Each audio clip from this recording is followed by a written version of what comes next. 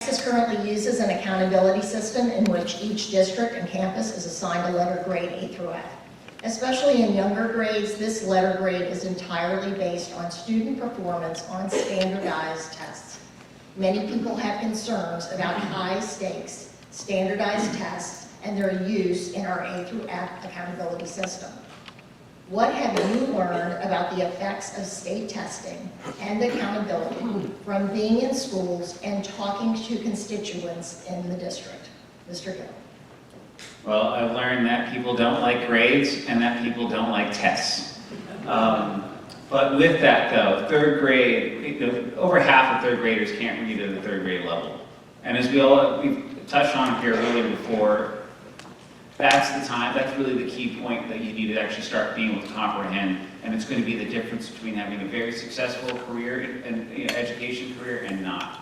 And so I think that when we're talking about tests and these letter grades, they're not fun to talk about, but they actually start an important discussion on how that school and how that district's actually happening. And I think districts need to be compared with other districts of similar economic standing and not just be compared against the entire state. So that way we're comparing apples to apples. But I think that having the conversation about how do we get third graders to read and put a assigned letter grade to it is a lot better than them not being able to read. Thank you. Ms. Edmondson. So the accountability score, A through F, comes from what happens, what the schools do on the STARS test. And what I've learned is teachers don't like teaching to the tests, and children are forced to learn to the test. So there's way too much emphasis placed on one test given on one day. Standardized testing benefits the companies that create the tests. That does not they don't necessarily benefit the students. And further, this has been going on for a while in the state of Texas, and there's a lot of problems with it that need to be addressed. Thank you.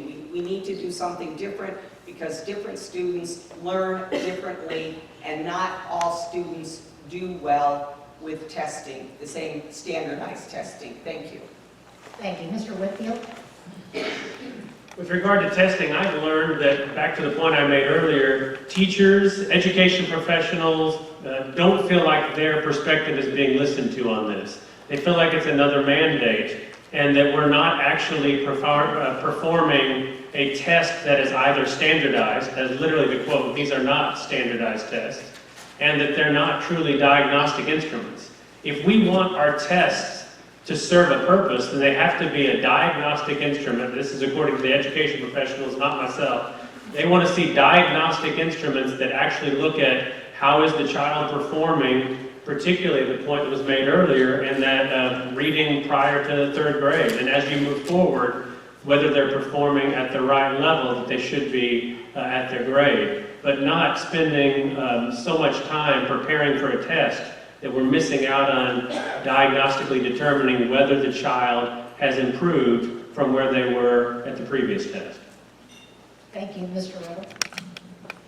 So as a businessman managing high-performing teams for many years, I can tell you that the old adage that what gets measured gets done is absolutely true. Right now we're just measuring one thing. We're measuring how well students perform on tests. And there's a direct correlation between how well students perform on tests and their socioeconomic level. So we're basically saying A through F is basically how wealthy your community is.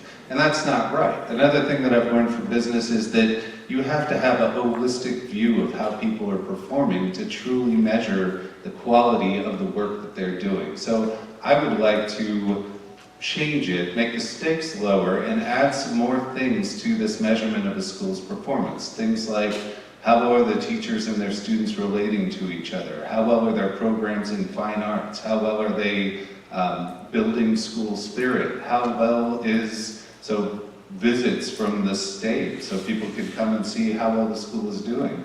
I think that all of these things combined would get you a much better picture than just measuring their socioeconomic level.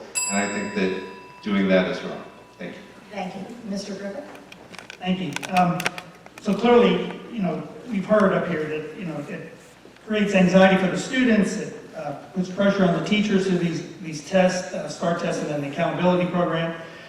So I would support legislation that would do away with the A to F accountability system and come up with a more community-based kind of system that would support the needs and resources for struggling schools instead of giving it a letter grade of A to F. So I think that'd be the right direction to take as a legislature to do that and to work toward eliminating the A to F system we have today. Thank you. Thank you, Representative Cooper. So in every major program that we have, you start with goals, and in public education, there's a variety of these goals, right? It's everything from career military readiness, life skills, and so on. And each one of these programs, you come up with a plan, and then in each of these, you assess. You provide a system of accountability to see how you're working plan to actual. And this assessment, this accountability is a benefit to taxpayers, it's to students, it's to teachers, it's to administrators, right? To know where we are and where we can improve.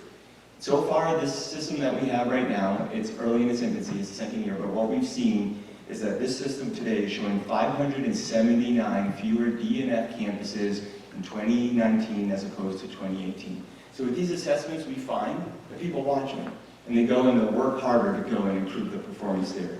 That being said, of course, I personally think that too much, not all, but too much of the weighting is on those STAR tests, and that's why I supported and I voted for legislation to help remove 7 of those end-of-course exams.